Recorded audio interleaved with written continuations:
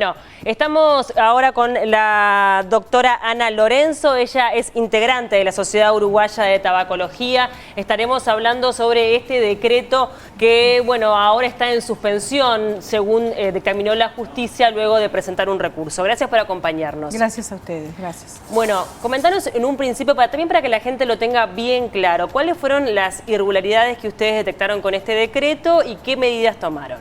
Bueno, este decreto lo que hace es incumplir con distintas normas internacionales, pero específicamente echa abajo lo que es la ley de empaquetado neutro o genérico de los productos de tabaco, es decir, un empaquetado uniforme, sin que haya diferencias entre uno y otro, sin que se puedan incluir elementos promocionales o de publicidad para el público. Esa uniformidad con este decreto se echa abajo, en tanto se permite, por ejemplo, incluir en el propio cigarrillo o en el interior de la cajilla distintos elementos de diseño o elementos inclusive marcarios. Entonces, lo que pasa con este decreto es eso, ¿verdad? Que echa abajo una de las medidas importantes que se habían tomado en los últimos tiempos en respecto al empaquetado. Porque esto en definitiva incide en el consumo de tabaco, o sea, el hecho de que una persona pueda ver una grifa en un cigarrillo puede hacer que tenga otro estatus de repente, ¿no? Sí. En un contexto en el cual la publicidad y la promoción están prohibidos, como están prohibidos en nuestro país, el paquete pasa a tener un valor muy importante como elemento promocional para la industria tabacalera. Dentro del paquete, por ejemplo, sabemos que el tema saborizantes es algo muy atractivo para los jóvenes, para los adolescentes, es muy atractivo. Y esta nueva reglamentación les permitiría incluir en el filtro distintos colores o elementos que le permitan identificar dónde está el sabor para que lo aprieten y sientan ese sabor. Entonces, eso que ahora con la ley de empaquetado neutro no lo podían hacer, a partir de ahora con este nuevo decreto podrían. Por ejemplo, digo, pero además otros elementos de diseño que sabemos que la industria ha utilizado siempre cualquier resquicio para utilizarlo como un elemento promocional.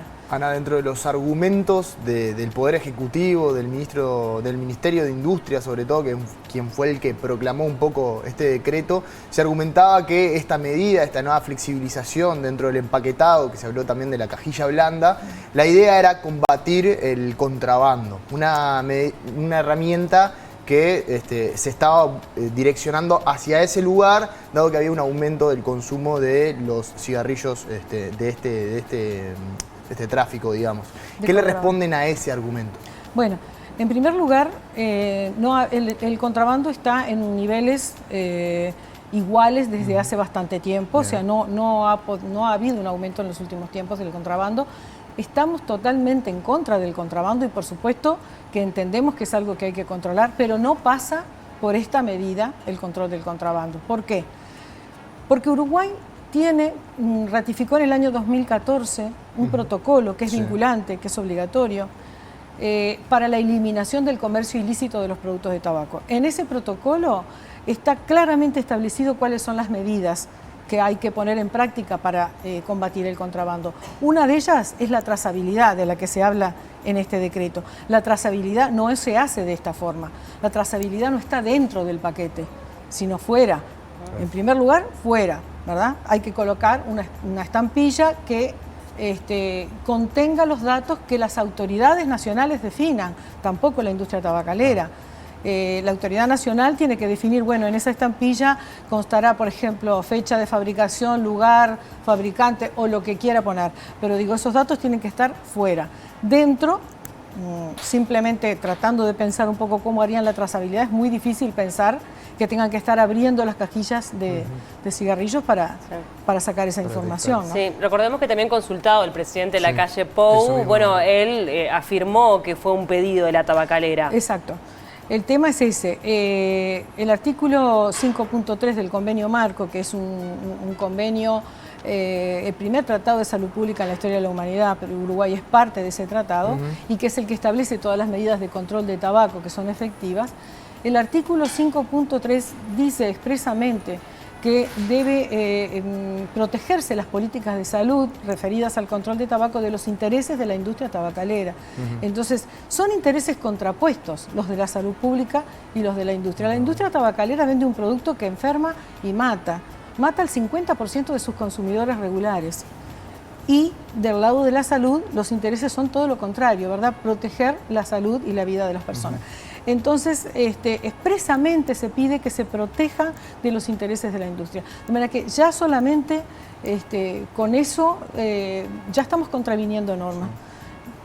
Pero ¿cómo se lo tomaron en ese momento esa palabra que utilizó el presidente de que como algo obvio, que el pedido venía de las tabacaleras? ¿Cómo reaccionaron a eso? Realmente parece increíble, porque no puede haber un desconocimiento de lo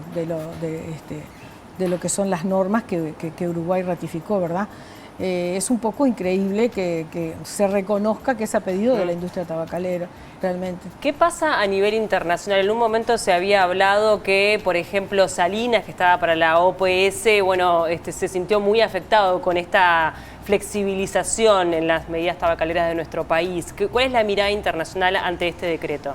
Bueno, Uruguay está perdiendo bastante la imagen que tenía. Uruguay llegó a ser modelo en el mundo por su política de control de tabaco, y no solo por la política en sí, sino por el impacto que esa política tuvo, tanto desde el punto de vista sanitario como medioambiental.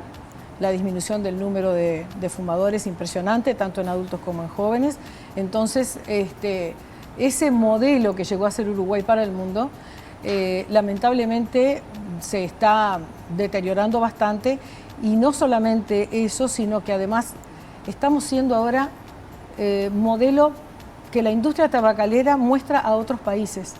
Como ejemplo, digamos. Claro, Uruguay está haciendo esto porque ustedes no lo van a hacer. Entonces, en ese sentido sí, creo que es bastante negativo. Políticamente se habló de que esa medida que había aplicado el Ministerio de Industria y firmado obviamente por todo el Poder Ejecutivo había afectado de alguna manera a Daniel Salinas en la carrera a la candidatura de la Organización Panamericana de la Salud. ¿Ustedes tuvieron la oportunidad de reunirse con el ministro, de poder intercambiar de qué era lo que había pasado, de qué pensaba con respecto al decreto? Él manifestó públicamente como que estaría a favor, pero que él había puesto la firma, no que había sido una medida que había surgido del Ministerio de Salud Pública. Sí, lo que ha expresado es eso, pero bueno, en realidad no podemos saber qué es lo que pasó realmente, ¿no? ¿No tuvieron intercambio con el ministro después de esto? Él se manifestó como comprendiendo las argumentaciones nuestras, ¿verdad? Bien. Ahora, después el Poder Ejecutivo siguió con el decreto en pie. Ahora nos metemos en el capítulo judicial. ¿Cuáles son las medidas que ustedes tomaron? Bueno, en primer lugar, lo que corresponde es presentar ante el Poder Ejecutivo lo que se llama un recurso de revocación. Es un recurso administrativo, solicitándole a la Administración, presentando los argumentos correspondientes, toda la fundamentación de por qué este decreto debería ser revocado, ¿verdad? Sí. Ahora, eso tiene un tiempo que es de 150 días en los cuales el Poder Ejecutivo puede contestar o no a esa solicitud que se le hizo. Y a los 150 días, si el decreto se mantiene en pie o si no contestan, se habilita la vía de ir al Tribunal de lo Contencioso Administrativo. Recién se habilita esa vía a los 150 días. ¿Qué pasa? Dada el impacto que esto podía tener en una población como es la población de niños y adolescentes, sabemos que más del 70% de los fumadores empiezan a fumar por debajo de los 18 años, ¿verdad?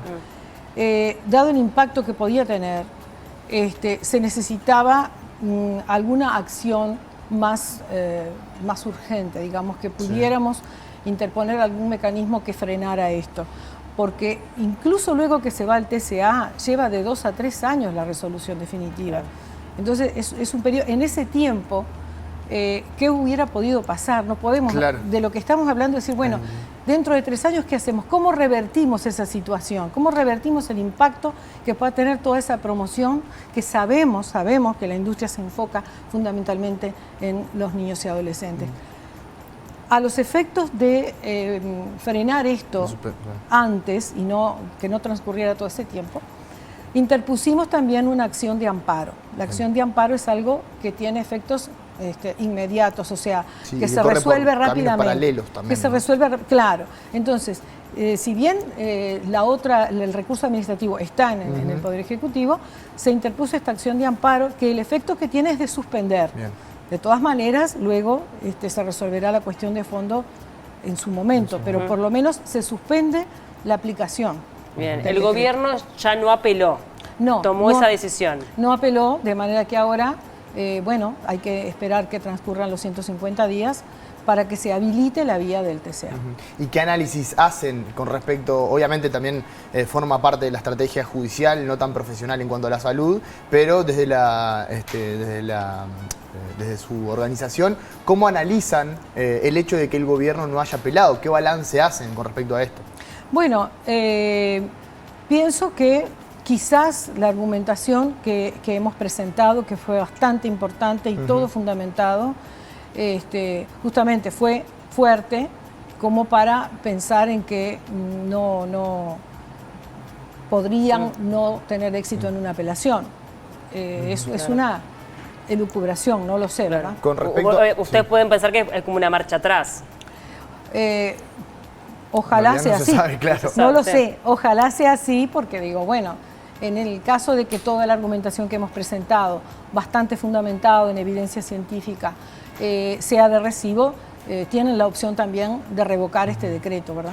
En la resolución, en el fallo, digamos, de la justicia, se hizo mención de que era parcial porque por este mismo tema, que un poco era difícil de explicar en el momento de que había una sentencia, pero era parcial hasta que se resuelva Claro. las diferentes instancias que incluía lo que puede resolverse en el Tribunal de lo Contencioso Administrativo.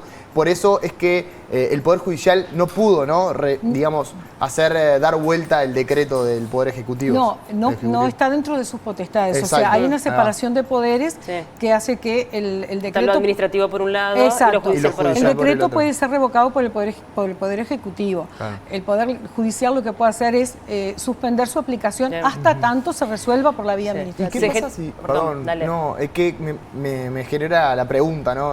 Haciendo un poco el razonamiento de qué pasa si una vez que el periodo pase, ¿no? Los 150 días y se mantenga el decreto, ¿cuál es la siguiente acción que puede llegar a tomar la sociedad? El TCA, es como yo digo. Ante el tribunal. Pasados los Sí. 150 días es Sí. que se habilita recién la posibilidad El tribunal de llevarlo al Tribunal de lo solicitar Contencioso. la revocación del decreto a nivel del Tribunal de lo Contencioso Administrativo. Bien. En un Pero mom- tienen que pasar esos días. En un momento se había generado también como una polémica en el sentido de que quien finalmente suspendió este decreto fue un juzgado de familia.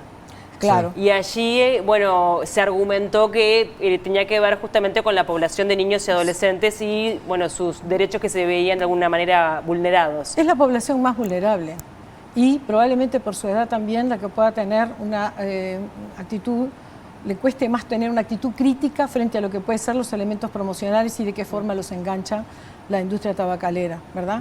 A veces de una manera que a esa edad es difícil de ver, pero que sabemos que es el objetivo. La propia industria tabacalera ha dicho, y está publicado, el adolescente de hoy es el cliente regular de mañana, Claro. ¿verdad? Es a donde apuntan. Bueno, para sustituir a los fumadores que enferman, mueren o dejan de fumar. Los van a tener por un largo periodo consumiendo en tanto se hagan dependientes. Ahora, se dio a conocer también en la pasada jornada un pedido por parte del Ejecutivo a las tabacaleras o importadoras de dar cuenta de cuántos cigarrillos o cajillas venden mensualmente. Es un control que se va a hacer de manera semestral, pero Sí. con un registro mensual. De alguna forma muestra como un interés a entender cuál es el panorama y allí generar un control. Es una medida positiva. Es una medida positiva. Nos parece muy bueno esta actitud del Poder Ejecutivo en ese sentido y si este es el espíritu realmente, pues hay mucha cosa para avanzar todavía en control de tabaco y retomar un poco el camino El estatus. que teníamos. Por ejemplo, ¿qué otros controles se le pueden aplicar a las tabacaleras, sumándose a esto que recién mencionaba Paula? No hablo de controles a la industria tabacalera, si bien existen, por supuesto, Sí. pero sí otras medidas que sobre las sí, cuales no se ha avanzado ¿Cómo en el cuáles? convenio. La primera sería implementar el protocolo. Claro. Tenemos un problema con el contrabando, perfecto. Entonces, ahí tenemos que reforzar la fiscalización, eso en primer lugar, reforzar la fiscalización, los controles aduaneros también, y empezar a implementar las medidas del protocolo que está aprobado desde el año 2014. Llevamos 8 años con el protocolo vigente para nuestro país y no se ha hecho absolutamente ninguna de las medidas, ¿no? Eso es lo primero. Y después hay otras áreas como el tema de los saborizantes que están dirigidos hacia los niños. Bien. Y en una situación similar están algunos cigarros electrónicos o más tecnológicos, digamos, entre comillas, sí. Que también utilizan tabaco prensado. Sí. ¿En qué situación está eso? Es una situación parecida, ¿no? Sí. A este. Ese fue un decreto que salió el año pasado y que refiere a los productos de tabaco calentado. Exacto. Hay que hacer una diferencia con los cigarrillos electrónicos, no son cigarrillos electrónicos. Es verdad. Los cigarrillos electrónicos utilizan un cartucho de líquido. Pero es un vapeador. Y los productos de tabaco calentado lo que utilizan es un cigarro de tabaco, es tabaco. Claro. No es el cigarro que se vende en las otras caquillas, Sí, es sí. un cigarro especial para esos productos. Y bueno, cuando apareció este decreto, imagínate que es un producto que no existía en nuestro medio. Es un producto que sabemos que es perjudicial ya desde el vamos, que no existía y por qué permitimos que ingrese algo. Es como no tenés un problema y lo creamos para después ver la solución que le damos. Claro. Porque no lo teníamos, no era necesario que ingresara. Lo que hicimos allí fue también interponer el recurso administrativo ante el Poder Ejecutivo, pasados los 150 días. Lo iniciamos en el Tribunal de lo Contencioso Administrativo y ahí está.